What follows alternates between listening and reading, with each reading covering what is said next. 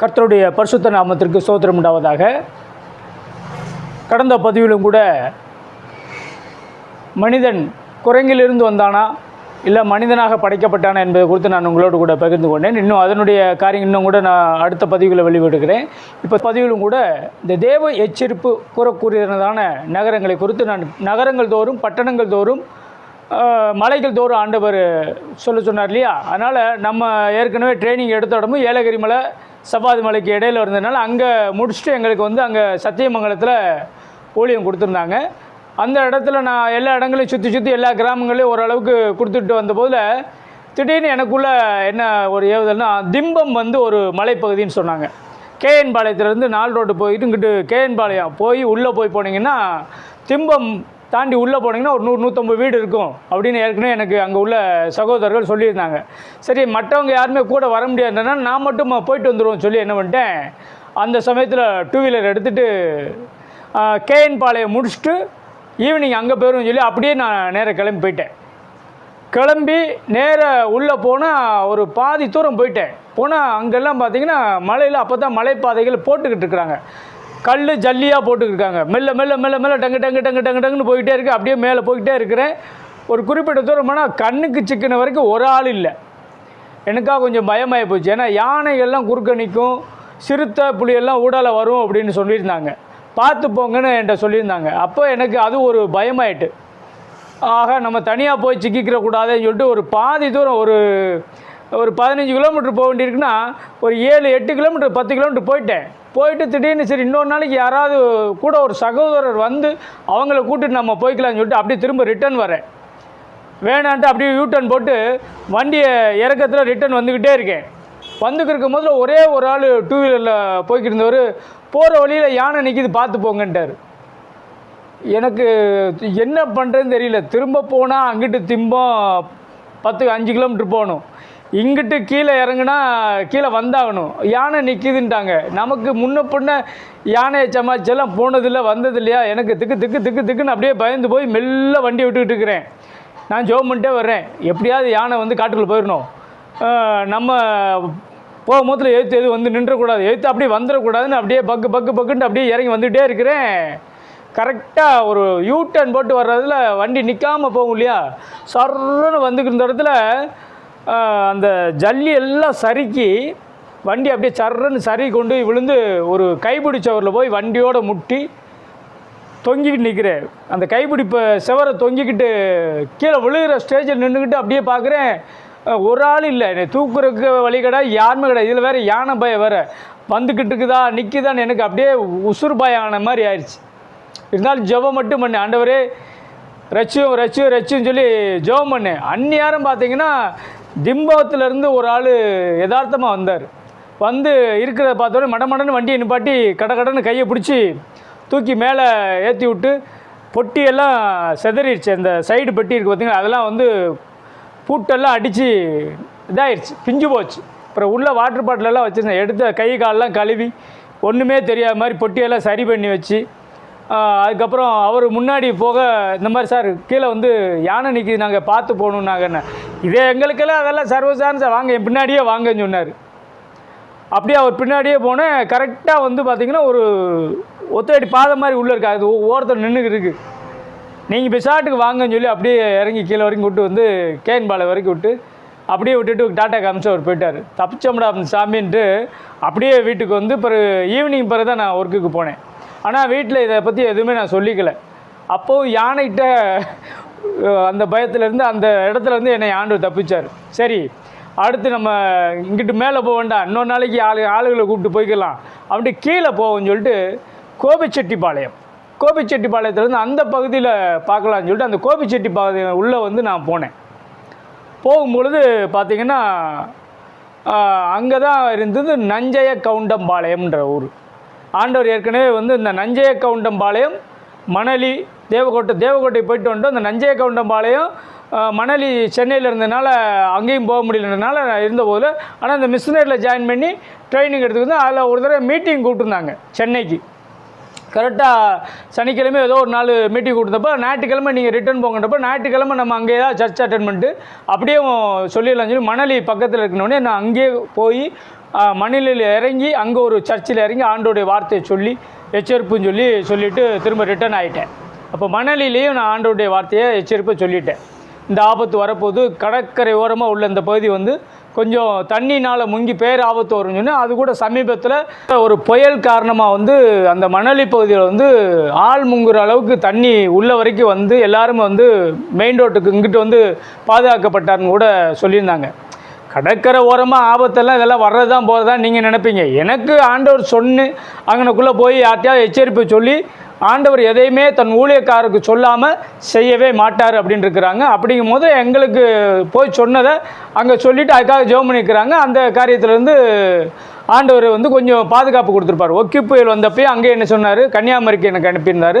அப்போவும் நான் வந்து சொல்லிட்டு தான் வந்திருந்தோம். அப்போது தேவ எச்சரிப்பை சொல்லுறது ஆண்டவர், சொல்லிட்டு வர்றது நம்மளுடைய கடமை. அதே மாதிரி தான் அங்கே நஞ்சை கவுண்டம்பாளையம் போயிட்டு அங்கே ஃபுல்லாக எல்லாமே கைப்பறுதல் கொடுத்து சொல்லி முடிச்சுட்டு ஓரளவுக்கு ஒரு 60-70 வீடு சொன்னேன். அங்கே சர்ச்சு இதில் ஒரு காரணியா இல்லை மட்டும் இருந்துச்சு.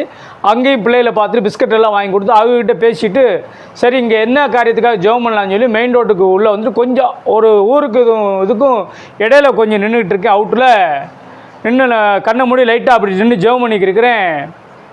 மெல்ல ஒரு வண்டி வந்து என் பக்கத்தில் வந்து நின்றுச்சு. அப்போ யாரான்னு சொல்லி ஜெபத்தின் பாட்டு பார்த்தா ஒரு பிராமணர் வந்து நிற்கிறாரு. எனக்கு என்ன சொல்கிறேன்னே தெரியல. அவர் என்ன இங்கே நிற்கிறேன் அப்படின்னாரு. சும்மா தான் நிற்கிறேன் சாமி. யாரை பார்க்க வந்தேன் அப்படின்னாரு. சும்மா வந்தேங்க அப்படின்றேன். சும்மானா யாரை பார்க்க வந்தேங்கிறாரு. இயேசு சாமி பற்றி சொல்ல வந்தேன், உள்ள ஃபுல்லாக ஆண்டவர் பற்றி சொல்லிட்டு வந்திருக்கிறேன், ஒவ்வொரு வீட்டுக்கும் கைப்பறுத்தி கொடுத்துருக்குறேன்னாரு. அந்த ஆள் திட்டாத அளவுக்கு இல்லை, அந்த அளவுக்கு திட்டினான். கெட்ட வார்த்தையில் தான் திட்டலை. என்னத்தை நீரெல்லாம் மத மாற்ற வந்துட்டு அப்படி பண்ணிட்டு இப்படி பண்ணிட்டு வெளிநாட்டு தெய்வத்தை உள்ளே வந்து இறக்குற அப்படி இப்படின்னு சொல்லி எல்லாம் மானாங்கனியாக திட்டினார். நான் அப்படியே பார்த்துக்கிட்டு இருந்தேன். அதுக்காக அதில் ஒரு இது கூட ஒன்று சொன்னார். என்னென்னா, இதெல்லாம் தாழ்த்தப்பட்ட ஜாதியில் உள்ளவ தானே போவா, நீ தான் ஆள் நாய்க்கமார் மாதிரி இருக்கே, நீ இதெல்லாம் இதில் போய் நிற்கிற, இதெல்லாம் ஏன் போய் சேர்ந்த அப்படின்னாரு.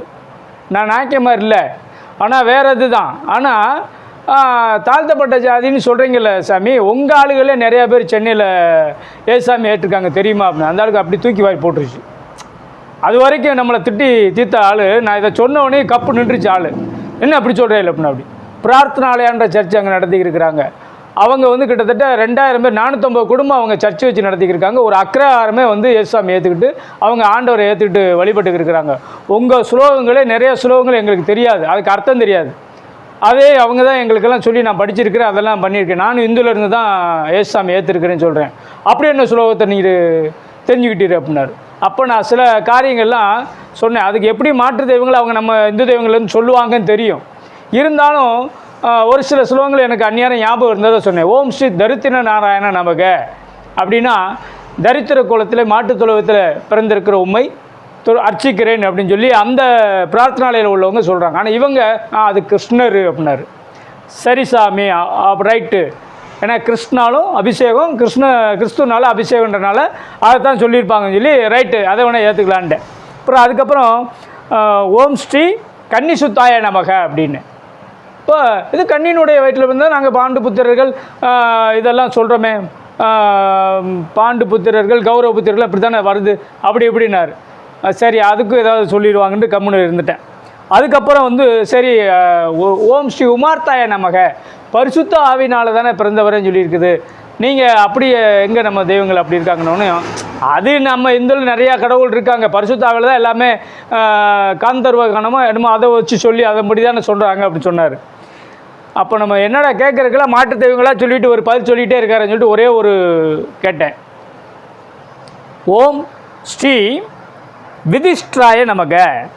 ஓம் ஸ்ரீ விதிஷ்ட்ராய நமகன்னா விருத்த சேதனம் பண்ணினவரே உண்மை அர்ச்சிக்கிறேன்னு அர்த்தம். நம்ம கடவுளை யார் விருத்த சேதனம் பண்ண கடவுள் இருக்கா அப்படின்னு கேட்டேன். விருத்த சேதம்னா உங்களுக்கு தெரியும் நினைக்கிறேன். சுன்னத், முஸ்லீமில் வந்து சுன்னத்துன்னு பண்ணுவாங்க. இயேசு கிறிஸ்துவுக்கு குழந்தையாக இருக்கும் போதில் 8ஆம் நாளிலே அந்த விருத்த சேதனம் பண்ணப்பட்டு அவர் அந்த வேண்டுதல் நிறைவேற்றப்பட்டதுன்னு பைபிளில் இருக்குது. அதே அந்த கடவுள் யார் அப்படின்னு கேட்டேன். அவர் அப்படியே ஆடிட்டார். ஐயோ இவன்ட்டு ஏன்ட்டா எதுக்குடா வாயை கொடுத்தோன்ன மாதிரி, எனக்கு பூஜைக்கு நேரம் ஆகிட்டு, நான் கிளம்புறேன், வேறு என்ன ஒன்றும் இல்லை, சும்மா அதை வந்து எல்லாம் போயிட்டு போயிடும் அப்படின்னா. அப்படி இன்னொரு இது சொல்லுங்கள் அப்படின்னு. என்ன அப்படின்னு, ஓம் ஸ்ரீ விருச்ச சூழ அருதாய நமக அப்படின்னா என்ன அப்படின்னு.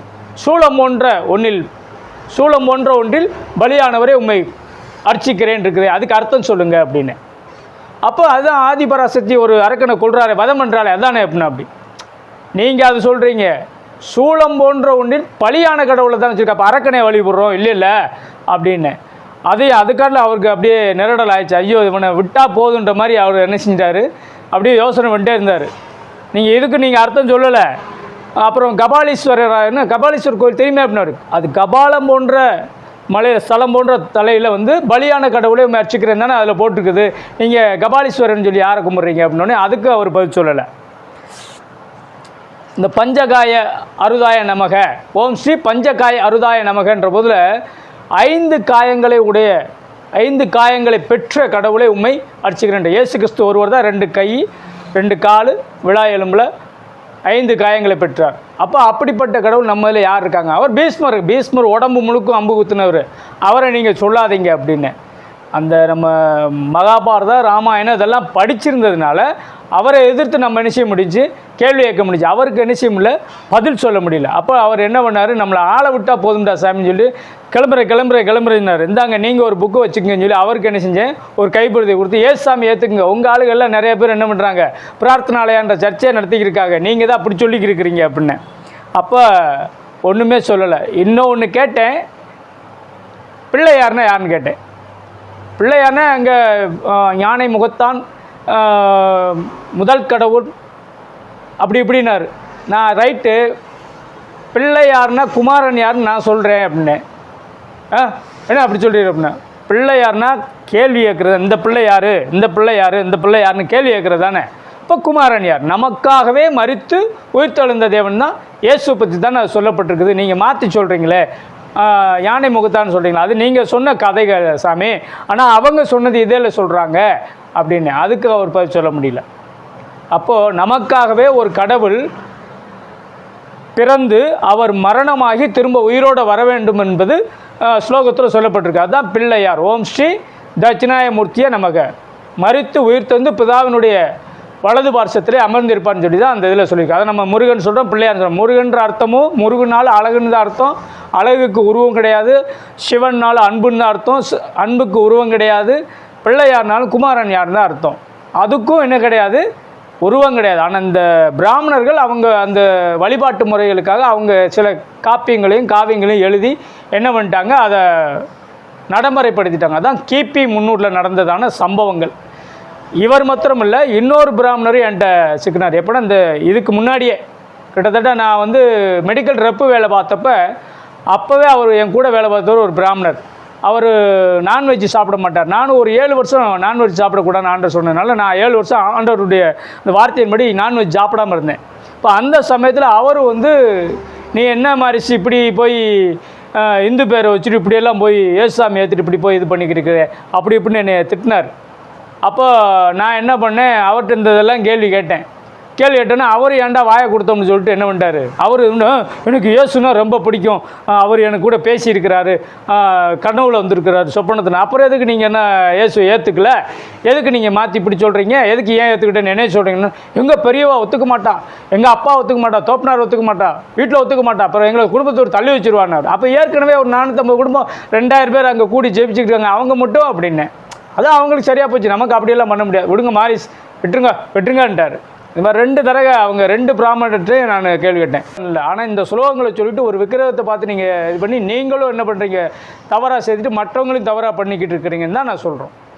இந்து கடவுளுடைய பெயர்கள் எல்லாமே இயேசு கிறிஸ்துவை பற்றி தான் சொல்லப்பட்டிருக்கு. இன்னும் அநேக ஸ்லோகங்களை சொல்ல முடியும். தேங்காய் பலியிடுறதுலேருந்து, எலுமிச்சம்பழத்தை அறுத்து அதுக்கு ரத்தம் சிந்து அந்த இது வைக்கிறதுலேருந்து, விடலை போடுறதுங்க இல்லையா, பூசணிக்காய் உடைக்கிறதுலேருந்து, அது எல்லாமே திருஷ்டி கழிப்பதற்காக சொல்லப்பட்டதுன்னு சொல்லி பிராமணர்லேருந்து ரசிக்கப்பட்ட எத்தனையோ பேர் இந்த காரியங்கள்லாம் சொல்லியிருக்கிறாங்க. ஆனால் நீங்கள் தான் அதை ஏற்றுக்கலை, நீங்கள் தான் அதை ஒத்துக்க மாட்டீங்க. அதனால் இதை பார்க்குற மற்றவங்க புரிஞ்சுக்குங்க. இது இந்து மதத்தையோ இந்துக்களையோ வேறு யாரையும் நம்ம குறை சொல்கிறக்காண்டி இல்லை. ஸ்லோகங்கள் இயேசு கிறிஸ்துவை பற்றி சொல்லப்பட்டிருக்குது.